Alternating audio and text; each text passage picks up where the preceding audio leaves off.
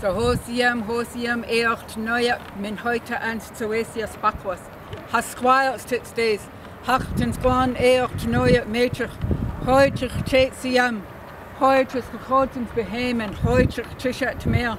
It's a beautiful day today, and I like to thank the Creator for this beautiful day. I like to thank the Creator for all the living surrounding things that surround us. My ancestral name is Tsawaysia, and I also carry spakwas. Tsawaysia is my grandmother's name that got passed down to me in 1991, along with my 5 brothers, my 1 sister, and my 2 cousins. My dad thought it was time for us to receive our name, and I also carry spakwas, which means bald eagle. I was born and raised in a village called Squamish. Right behind us, there's the chief and the village, and that is one of our oldest villages, and that village is known to be over 12,000 years old. And Squamish means shelter, and what shelters us is the chief, the second biggest monolith granite rock in the world. So I'm going to share with you a song, and the song is composed from my great-great-grandfather, Chief Joe Capilano. Siapalak Siam. He and other chiefs, they got together, and there's that famous picture on the wharf in Vancouver. In 1906, he went over to London, England, and he went to go sing to the king. And he was pleading about the colonization and talking about our fishing rights and our land. So ho siam, hope hope chain. Hope hope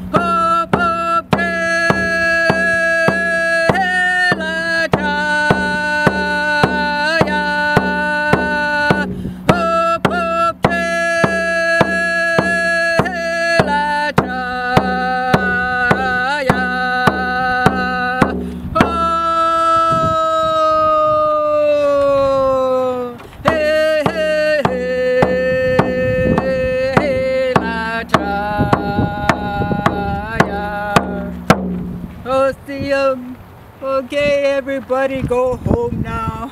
Just kidding. So with that, I just want to share some stories of you. A little bit about Squamish. Squamish is Squamish, and Squamish means mother of wind, its own wind. Every day we get the wind, just like today we get the south wind come here. And over here to my left we have Shannon Falls, and Shannon Falls means Pekultn. Pekultn means never stops running, and one of our legends revolve around it because the 2-headed sea serpent slithered up in Howe Sound from North Vancouver, wrapped itself around Anvil Island, and then it came up and it slithered up Mirren Lake. It's a bottomless lake, and it slithered up and it slithered up here at the chief, as you can see the markings, and from that he rested on top of Shannon Falls Creek, and that's where he got slayed. A man named Quetzalcoatl, he was chosen by the chief of the community back in the day, and he says, I choose you.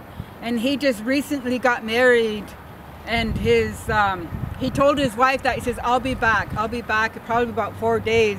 But meanwhile, about 4 to 10 years later, he actually took him that long to kill the 2-headed sea serpent, because the 2-headed sea serpent had so much supernatural powers that anytime Quetzalcoatl got near to it, he would fall sick. So every day he strengthened himself.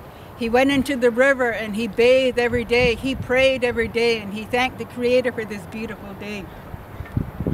And here, the actual chief here is the second biggest monolith granite rock in the world, and we have a lot of legends that revolve around that also.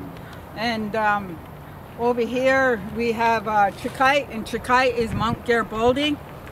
And it's so funny because the mountain is actually named after Garibaldi, but he didn't even step 1 foot here in Squamish Nation territory. I think the guy, one of the explorers, really liked it, so he named it after him.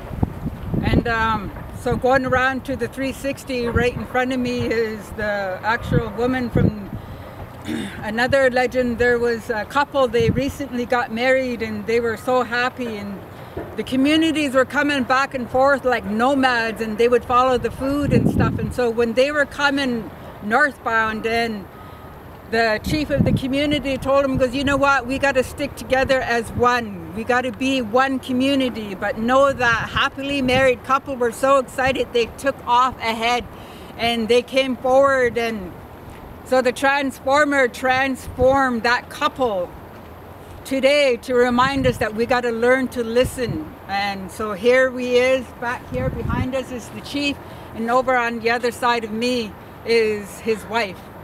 So with that, I also want to share the teachings of making the seagoing canoe. My brother Pekultn Rick Harry, he found it in his heart that he wanted to make a seagoing canoe, and he wanted to name it after our late father Pekultn.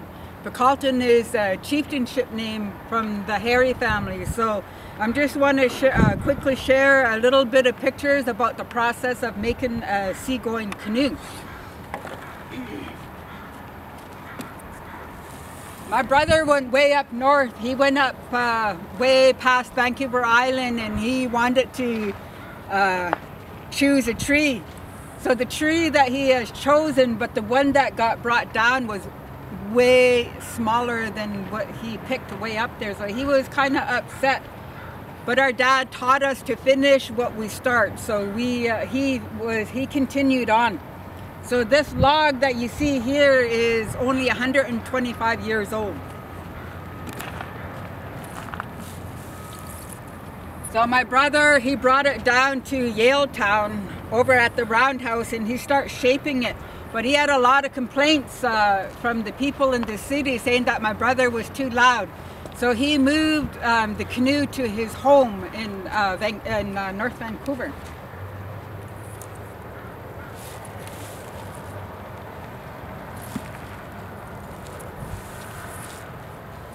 And he came up to another stumble, not knowing when he cut the tree off, and not even realizing that it was rotten inside.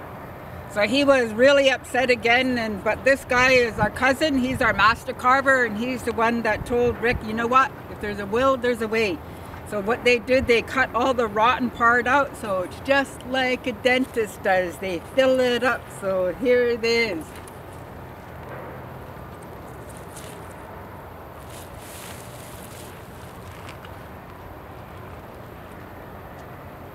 So that's what they did, and they just continued on.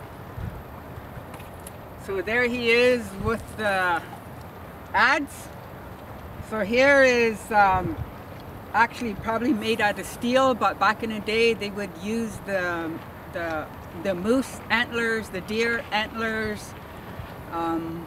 They would use the special kind of rocks, and that's what they used for their tools.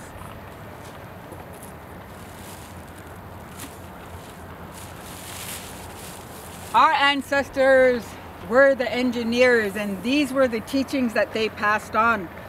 So when you can imagine when the log is circular and they cut it apart and they kind of shape it, and if you put it in the ocean, it's only going to tip, right? So they had to shape it up. So what they did is they get a whole bunch of rocks, they put it in the fire, and the rocks are red hot, and they would put the rocks in the canoe where there's water, and then it steams it. And then what they do is they slowly shape it. So you know, at the bow and at the stern of the canoe, it's skinny in the front, skinny in the back, but it's wide in the middle, so so it can handle the waves, and it has the buoyancy.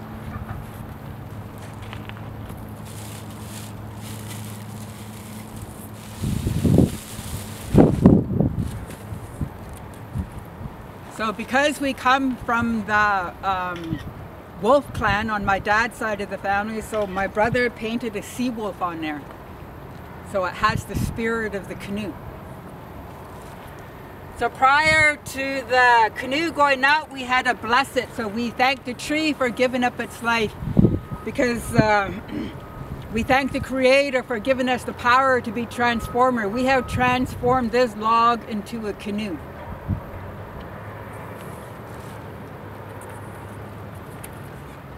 So like any other canoe, every canoe has a skipper, and the skipper means they are the captain, like how they are a captain of a boat, but the skipper is the boss of the canoe. So they're the ones that are really looking after the people that are in the canoe, and they are looking after the actual canoe 24/7, because they got to look after the canoe. We'll see you. So here we are, we're going on a journey, and I think the most hours that we ever pulled was 14 hours. And what it is we're just pulling from one village to another. And when we go to a village, we do protocol. First words that come out of our mouth is say, we come in peace. And when we come in peace, and then we ask permission if we can come ashore. So it's up to the community to say you are welcome to our territory or not. And then we had some fun, and then we got our children and the nephews and nieces, and we went in the Canada Day Parade, and we went in the Caribbean Festival Parade, and we went in the Squamish Nation, or the Squamish Laga Sports Parade, so yeah. Can you pause it?